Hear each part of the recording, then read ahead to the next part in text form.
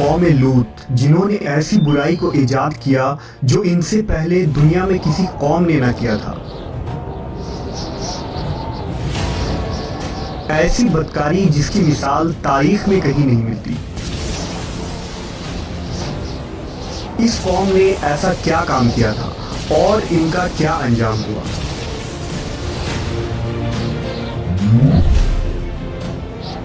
حضرت لوط علیہ السلام اللہ کے ایک برگزیدہ نبی تھے۔ آپ کے والد کا نام ہاران تھا جو تاریخ کے بیٹے تھے۔ آپ کی پیدائش عراق کے قدیم شہر ار میں ہوئی تھی۔ اس شہر میں ابراہیم علیہ السلام کا مسکن تھا۔ دراصل لوط علیہ السلام کے والد ہاران حضرت ابراہیم کے سگے بھائی تھے، یعنی حضرت لوط علیہ السلام حضرت ابراہیم کے بھتیجے تھے۔ چونکہ حضرت لوط علیہ السلام کے والد ان کے بچپن میں ہی انتقال کر چکے تھے، لہذا حضرت لوط کو حضرت ابراہیم نے بیٹا بنا کر پالا تھا۔ آپ حضرت ابراہیم پر سب سے پہلے ایمان لانے والوں میں شامل ہیں۔ آپ حضرت ابراہیم کے زمانے میں اہل سدوم کی رہنمائی کے لیے نبوت کے منصب پر فائز ہوئے۔ حضرت لوط کے بہت سارے معجزات ہیں۔ آپ جس وقت بارش کے لیے دعا کرتے تھے تو آسمان بادلوں سے بھر جاتا اور خوب بارش ہوتی تھی۔ حضرت لوط جس پتھر پر سر رکھ کر سوتے، اس پتھر پر آپ کے سر مبارک کا نشان بن جاتا تھا۔ سدوم وہ علاقہ تھا جہاں لوط علیہ السلام مبعوث فرمائے گئے۔ سدوم کے آس پاس 5 نہایت ہی خوبصورت شہر آباد تھے، جن میں سے ہر ایک کی آبادی 1,00,000 نفوس سے زیادہ ہی تھی۔ یہ علاقے نہایت ہی سرسبز و شاداب اور قدرت کی فیاضی کا حسین شاہکار تھا۔ یہاں باغات کی کثرت تھی، لہلہاتی کھیتیاں یہاں کی ضروریات سے کہیں زیادہ تھیں۔ اردن، شام اور اسرائیل کے درمیان بسا ہوا یہ علاقہ نہایت ہی زرخیز تھا۔ وہاں طرح طرح کے اناج، پھل، میوے بکثرت پیدا ہوتے تھے، اور یہی وجہ تھی کہ آس پاس کے بستیوں کے لوگ بھی اپنی معاشی اور غذائی ضرورت کے لیے ان بستیوں کی طرف آتے تھے۔ مگر یہ بات اہل سدوم کے لوگوں کو بالکل بھی پسند نہ تھی۔ ان کے خیال میں ان کی بستیوں میں پیدا ہونے والے پھلوں، اناجوں اور سبزیوں پر صرف ان کا ہی حق تھا۔ وہ نہیں چاہتے تھے کہ دوسری بستیوں کے لوگ ان کے علاقے میں آئیں۔ ایک دن سدوم کے لوگ اس بات پر غور و فکر کر رہے تھے کہ باہر سے آنے والے لوگوں کو یہاں آنے سے آخر کیسے روکا جائے، کہ ابلیس ایک بزرگ کی شکل میں ان کے محفل میں آیا اور کہا، اگر تم ان سے پیچھا چھڑانا چاہتے ہو تو میرے کہنے پر عمل کرو۔ اس اجنبی بزرگ کی بات لوگوں نے بہت توجہ سے سنی۔ ابلیس نے کہا، میں کل بتاؤں گا۔ دوسرے دن ابلیس ایک خوبصورت جوان لڑکے کی بھیس میں آیا اور انہیں اپنی عورتوں کے بجائے مردوں کے ساتھ فعل بد کرنا سکھایا۔ ابلیس نے کہا کہ اگر تم ان بستیوں کے لوگوں سے نجات چاہتے ہو جو تمہاری بستی میں آ جاتے ہیں تو ایسا کرو کہ جب بھی کوئی شخص تمہارے علاقے میں آئے تو تم لوگ زبردستی اس کے ساتھ اپنی خواہش پوری کرو۔ اس طرح یہ لوگ اس بستی میں آنا چھوڑ دیں گے۔ اپنی نفسانی خواہشات کے لیے مردوں سے بدفعلی اس قوم کا دستور بن گیا تھا۔ یہاں بے حیائی عام ہو گئی تھی۔ حکمراں، سردار، رؤسا، ہر طبقے میں گھر گھر یہ عمل پھیل گئی تھی۔ بھری محفل میں یہ لوگ اس فحاشی کے کام کو کر کے خوش ہوتے تھے۔ کوئی بھی محفل اس کام کے بغیر ادھوری سمجھی جاتی تھی۔ خاص کر مسافروں میں سے کوئی خوبصورت لڑکا ہوتا تو یہ لوگ اسے اپنا شکار بنا لیتے۔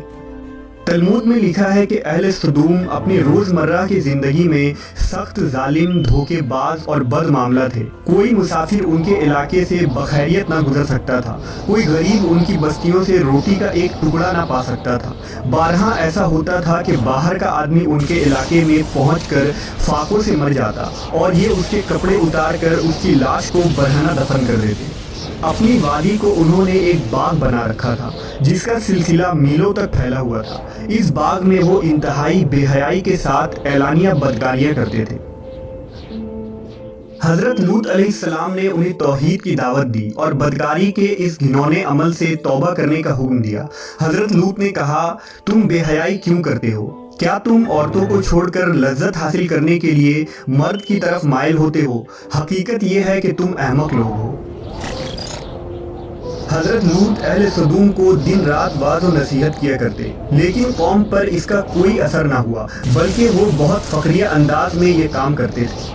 انہیں حضرت لوط کا سمجھانا بھی برا لگتا تھا، لہٰذا انہوں نے صاف صاف کہہ دیا کہ اگر تم ہمیں اسی طرح برا کہتے رہے اور ہمارے کاموں میں مداخلت کرتے رہے تو ہم تمہیں اپنے شہر سے نکال دیں گے۔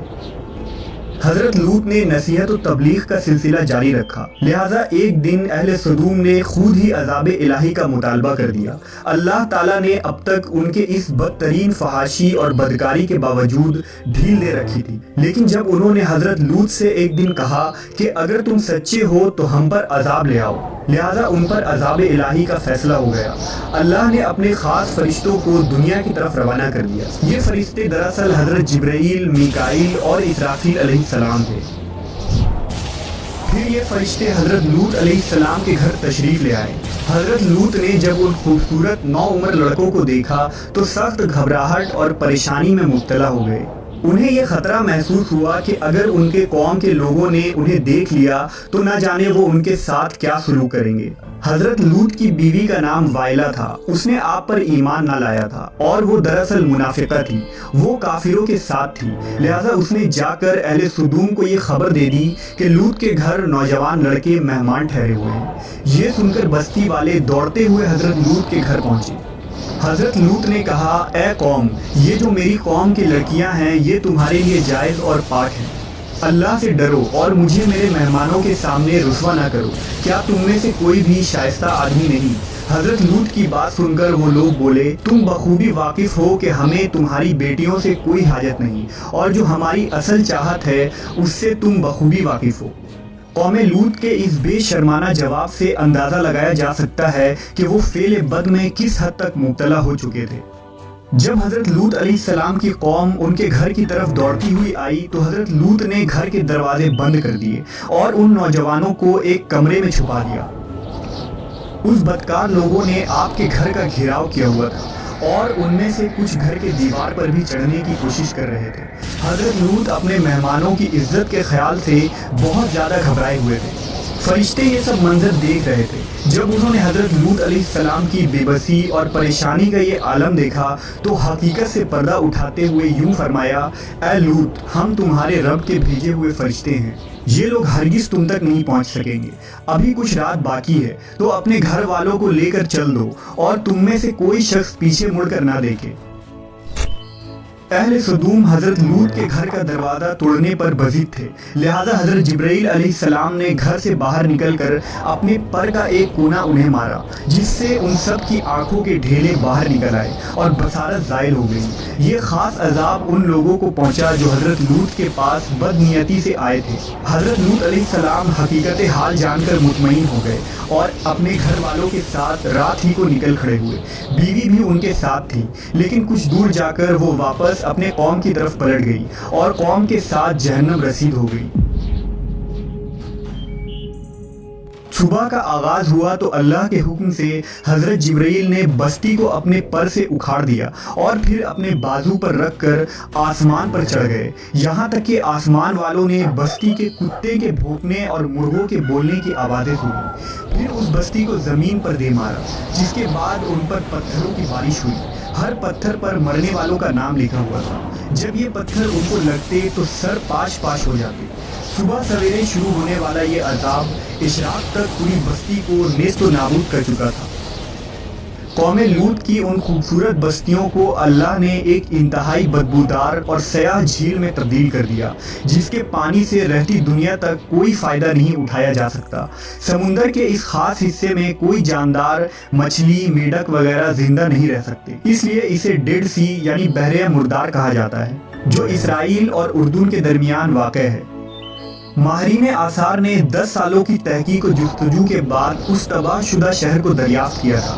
تحقیقات سے پتہ چلا تھا کہ اس شہر میں زندگی بالکل ختم ہو چکی ہے۔ اس شہر کے راستے اور کھنڈرات کو دیکھ کر آرکیولوجسٹ نے یہ اندازہ لگایا کہ جب یہ شہر تباہ ہوا تو اس وقت لوگ روزمرہ کے معمولات کے کاموں میں مشغول تھے اور یہاں زندگی اچانک ختم ہو گئی تھی۔ اہل سدوم جنہیں پتھر بنا دیا گیا تھا، ان کے بت ابھی تک بحر مردار کے پاس موجود ہیں، جو تا قیامت لوگوں کے لیے ایک عبرت ہے۔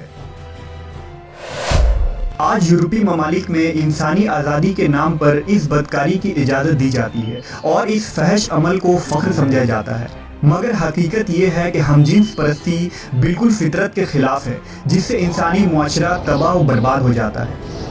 روایتوں کے مطابق ایک مرتبہ حضرت سلیمان علیہ السلام نے شیطان سے پوچھا کہ اللہ کے نزدیک سب سے بدترین عمل کیا ہے؟ ابلیس بولا، جب مرد مرد سے بدفعلی کرے اور عورت عورت سے خواہش پوری کرے۔ حضرت ابن عباس سے روایت ہے کہ رسول اللہ صلی اللہ علیہ وسلم نے فرمایا کہ اس شخص پر اللہ پاک کی لعنت ہو جو قوم لوط والا عمل کرے۔